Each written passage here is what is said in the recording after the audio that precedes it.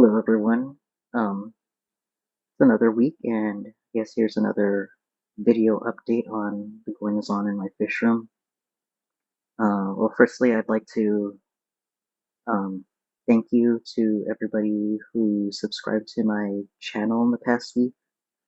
I guess word got around, and my number of subscribers like tripled, quadrupled overnight almost, and I appreciate every single one who was not turned off by my laid back, low energy presentation and chose to subscribe to my channel for more fish stuff.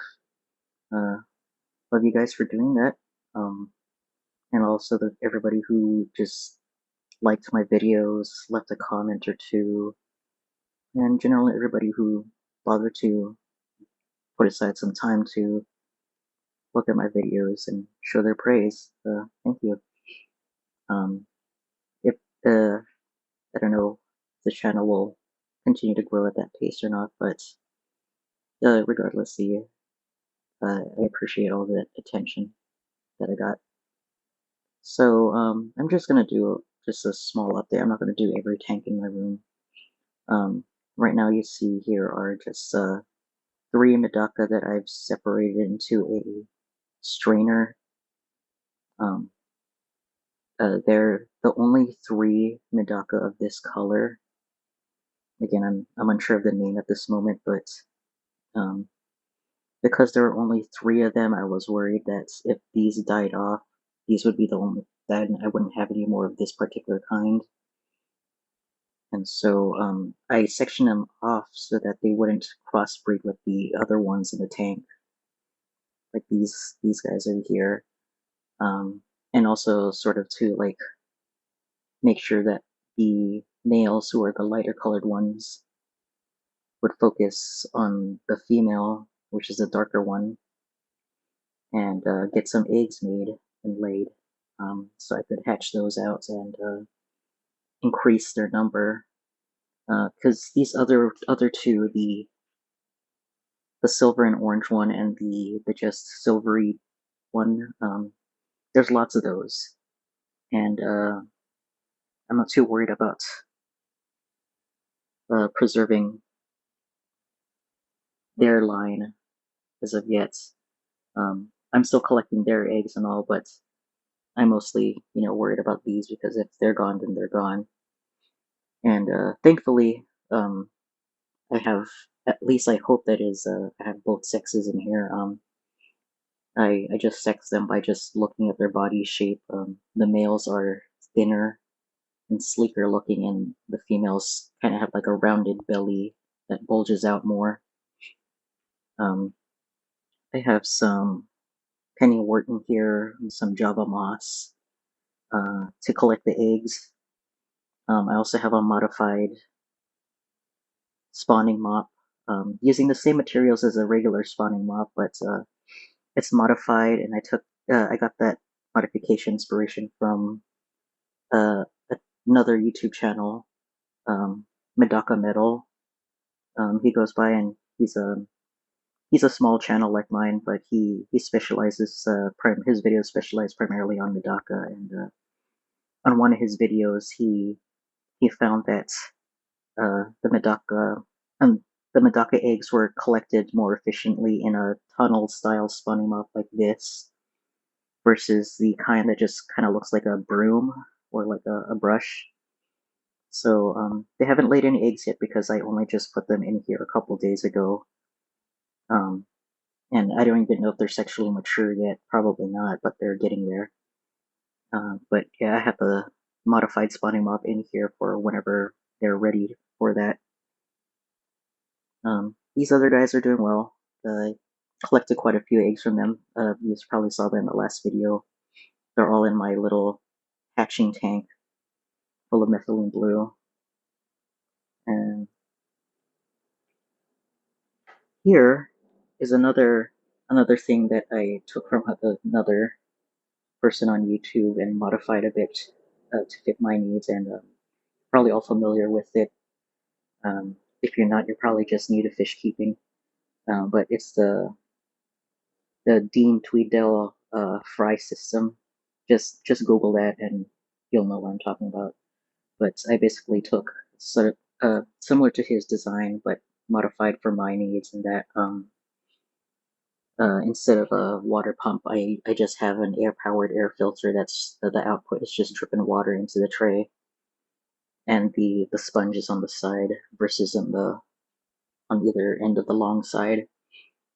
Um, the plastic bin here is also not like the kind that Dean uses, which is iDesign, which are, I don't know, in my opinion, kind of expensive. They run like 10 or more dollars where I am.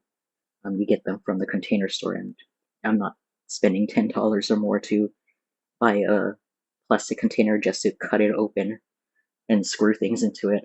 So I'm using these bins that I got a while back from Daiso, which is a Japanese dollar store. If you're on the West Coast, you've probably seen them. Um, they're prominent in Japan as well, and in Hawaii, I think they're starting to show up there too. But yeah, it's less than $2 per bin, and so I just cut a hole in it, inserted a sponge to make the fry tray. It's a bit short for this rimless tank, so originally I tried to put in screws like how Dean does it, but the screws I had were too short, and they're also pretty wobbly, even with the screws and the nuts in there to keep it in place. So I took those screws out and covered the holes with hot glue just in case the water got up to that level. So instead, I remembered I had these lid clips um, meant for rimless tanks, so to hold the lid in place since there's no rim to hold the lid usually, and so it ended up working pretty well. It all fit into place with the lid clips. Um, my only criticism is that I should have put the sponge hole on this side and flipped it around, because the longer lip is on this side where the green tab is. But this lip, it holds pretty well, but I'm always afraid that it's just gonna slip if I'm not too careful. But it's also a pretty tight fit. I can barely move it around; it barely budges. So I think it's pretty sound construction. I might also maybe trim back some part of the lip here, like make a U shape, sort of like a half circle dip in it, just so I could lower this a bit.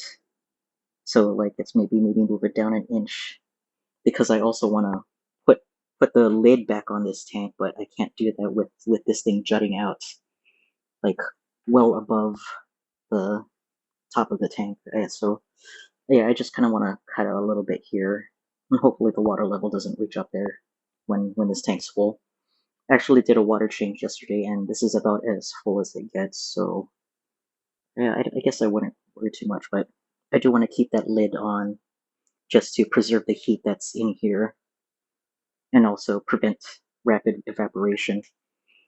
But anyway, in this fry tray, we have some fry. They're itty bitty. Let's see if I can zoom in on some of these. There's one there. There's a few more here. Oops. Reflection and water movement is causing distortion. One more there. Another one there.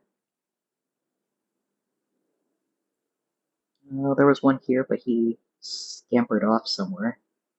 There's about 10, 10 fry, 10 of this type of fry, uh, which is, I think they're the gold White Cloud Mountain Minnow fry, that I collected from the 100-gallon. I threw them in here. I check the little, my little egg hatcher every day. I check it once in the morning and then again in the evening, just to see if there's any newly hatched fry. And every time I saw a fry, I would catch it with a little, one of those little dropper plastic thingies, and uh, stick them in here. And so these all hatched over the past week, and there's also they're hiding right now. Wonder if I can try to unveil one for you, but there's also some panda corridors. I think they're either panda or the false Julii corridors. There's I think 4 or 5 of them in here as well, um, of various sizes because again they hatched over the course of the week and probably grow pretty fast during the first few weeks, like super fast, especially if you feed them well. Um, they they are of various sizes because one hatched and then the others hatched a few days later. Um, but they're in here too. Can't see them right now, but those are bigger than the cloud minnow fry in here. But they're bottom feeders. They're not like predatory, so they don't eat anybody. Um, so yeah, I'm waiting for my Medaka eggs to hatch, so I can throw them in here. I think that's one. That might be a Corridorus one. Either that or it's like one of the older white clouds. Um, yeah, that might be Corridorus. I'm not sure. Um, when you have so many fry, you start to lose track of who's who, and they all look the same as babies. Um, wanna show one to you. The youngest of them. Oh, there we go. There's one. The youngest of these hatched either last night or this morning, and there were 3 of them, and I just threw them in here, and they're smaller than this one. I think this is one of the oldest ones, probably the oldest one, like the first one that I threw in here about a week ago. Put this back in here so it doesn't feel so exposed. Also, you'll notice that there's like a lot of like debris and stuff at the bottom. That's just excess fry powder. Um, I sprinkle fry powder on here a few times a day, and most of it collects at the bottom. A few gets eaten while it's still floating, but I choose not to clean any of it out because then it gives the corridor's fry something to graze on, and the other fry as well when they feel like it. And also it helps generate biofilm, which is also beneficial for the fry to eat. They'll just constantly nibble on surfaces and plants and everything and getting the nutrients there. That's pretty much, I guess, my personal method for growing fry. I don't really like worry too much about keeping things clean. The very sterile type environment, like like what Dean's fry system is, kind of like that. It's like all very clean, all very white, all very pristine, spotless. I don't know. It's kind of boring to me, and also feels sort of artificial and natural. So I like to just keep things a bit more natural, and that there's like dirt and scum at the bottom of these tanks, which is what they would have in the wild. Um, Similarly, that I have that going on here with the pleco fry, the Brisonos plecos. All of them still alive. I think the one corridors fry I put in here, I think that one perished because literally the day after I posted my fish room tour video, my first one, it was no longer around, and so it probably died and the plecos ate it or something. But you'll notice that there's like a ton of like mold and dirt in here too, and that's just built up from like the food I've been giving them for the past month. Not past month, sorry, the past week. And I choose to keep that in there because if you look there, especially this one over here, they like to forage in all of this dirt, and they'll find like additional like nutrients and leftover food and microorganisms in there. And if I don't add any more food to this tank, all of this will eventually disappear, and I'll probably just leave it like that. I won't like feed this too much because there's already have a bunch of food in here, and I'm not worried about any ammonia building up because this is in a breeder box that has water pumping into it from the main 40 gallon. So the water is it's always clean anyway. Same goes for the 17-gallon. All the fry tray water is constantly being cleaned by the sponge filter down here. So, and I do want water changes once a week, and because there's not much of a bio load, this water is pretty dang clean. That's about as far as being clean and pristine as I'll go. But yeah, there's, last I counted, like 16 in here. I kept finding stragglers in the 100-gallon, and there's actually still one more I need to catch. That's eluded me for literal days. Every time I get it caught in the turkey baster I've been using to catch these guys, as I'm raising the turkey baster out of the water, it will quickly swim out. So they've been a bit of trouble. They're a fighter, but I'll get them eventually. Here's a bottom view so you can see all the plecos. You can see the little mouths. Yeah. Oh, I used to think plecos were like really ugly fish, and I never wanted any of them in my tanks, but after I got my first bristle nose, maybe 5 years ago now, I've sort of fallen in love with them, and I wish I had the space to collect all of the different kinds, but I just have like a 1500, not 1500, 150 square feet of space, so, and this room is dedicated to other things besides fish, so there's only so much space and so many tanks I can have, so the bristle noses, I guess that's a pretty adequate alternative to keeping all the different plecos because these also come in different colors as well. They're all, the normal common type color. There might be a few lighter colored ones. I'm not sure yet. They are starting to develop some color. Maybe that, or again, it's just that thing they do where they shift colors like chameleons. I don't know. Um, they are growing steadily. They all have fat round bellies, as you can see. I love looking at their underside because I can actually see the food moving through their intestines. Let's focus. Yeah, I love just watching them eat because when you look carefully, you can see food moving through their spiral shaped intestines and whatnot, and it's pretty neat. I've always been a fan of looking at the interior stuff like that. But that's it for these. Focus.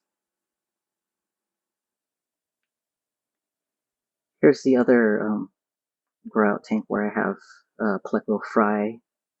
This is the 5-gallon, 5.5 ish gallon, the kind that you get at Petco. And yeah, there's just like that small breeder box I have on the 40-gallon. This also has a bunch of junk and mulm and dirt in here, lots of biofilm and whatnot. This is all accumulated over the past year.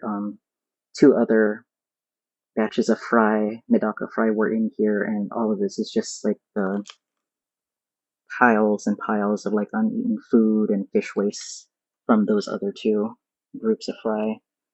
And it looks dirty, it looks terrible, but they're thriving here. Scuds are thriving in here. You can see scuds frolicking in the mulm.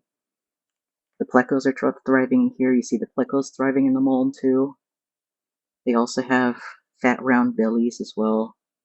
So they're doing pretty good in here. I might actually move the ones from the breeder box into this so that they have more space to swim around. And this big one over here that I'm trying to track is about an inch. The others are about, I'd say, like 3/4 of an inch now.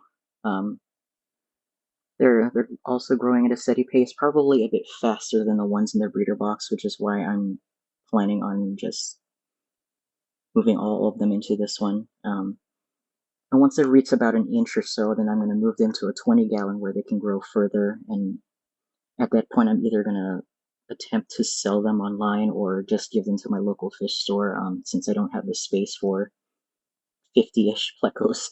Um, Even though they're one of the smaller species, I just don't have the space for that many right now. Yeah, I moved about a dozen scuds to the green water jar, which I'm still trying to turn into green water. A lot of brown algae has developed, a lot of biofilm has developed as well. Um, Hopefully you can see some of these little scuds. I love watching these too. They're so cute. Like I feel bad that they're only here for as food, which I actually have not harvest them at food yet because I'm still trying to establish a sizable colony and get them breeding constantly so that I have a steady supply. But um, I love watching them just swim around when they do that mating ritual thing where the one of them picks up the other and they just swim around for a bit. I love watching that. It's adorable. They also appear to enjoy swimming in this bubbler, so they'll go into the bubbles and then they'll start down here and then shoot up, and it just propels them, and they keep doing it repeatedly. So it's definitely not like a thing that's inconveniencing them. I think they truly enjoy doing it, like as an amusement thing. Um, I'm still struggling to get the green water going in here. Uh, I have a wonder shell in here because I don't remember, but it was a recent video by somebody. They said that they were having trouble with green water as well until they switched to hard water, and then the green water just miraculously appeared. So what I did is I added a wonder shell here, which adds minerals and hardens the water, and I'm hoping that that is what does it. I also added some flake food for the scuds, and also to generate um, the nitrates needed to get that green water going. So I guess I'll do another chicken with this jar next video. Lastly, we got the little fry track. Sorry. Ooh. Lastly, we have the little fry hatching thing I have here. Very simple setup. It's just a tiny, I think it's a half liter, maybe a full liter, I'm not sure. Glass aquarium that I got from Japan um, back in November, and it's filled with water tinted with methylene blue, and that stuff over there, and a bubbler, and it's just eggs, um, dozens and dozens of eggs, probably over 100 now, but um, here is a bunch of more golden white cloud mountain minnow eggs, about 2 or 3 more Corydorus eggs, and there's also a bunch of Medaka eggs here. Some of them have fungused over, but it's hard to tell because they're not white. They're not turning white. They're all still pretty clear, so maybe they're just fine. They're just kind of dirty. I'm not sure. But yeah, every time a fry hatches, I pick it up with the little dropper thing here, and with a bit of blue water, and I drop it in the shot glass here, and once all that fry are caught and put in this little shot glass, I just take it to the fry tray. And that's about it. Every time I find eggs in the 100-gallon, I take them out and put them in here because you never know. Maybe all those fry that I currently have might not survive, and so I'll at least have more to fall back on. Um, I keep finding Corydorus eggs as well. I'm terrible at catching them, though. I might need to figure out the better way to harvest them. They keep falling between my fingers and then falling into the substrate, and then I lose them forever. But yeah, I don't have a really any particular sophisticated breeding setup right now. Maybe someday I will, but for now, this is my primitive way of doing it, and that's all I have for today. But thank you again for tuning in. Thank you for all the new subscribers. Thank you for enjoying my videos and all the likes and the comments. you have any questions, please post them below. Any comments, post them below, and I'll try to respond to every single one. So I'll see you next week probably, and take care and have a great rest of your week.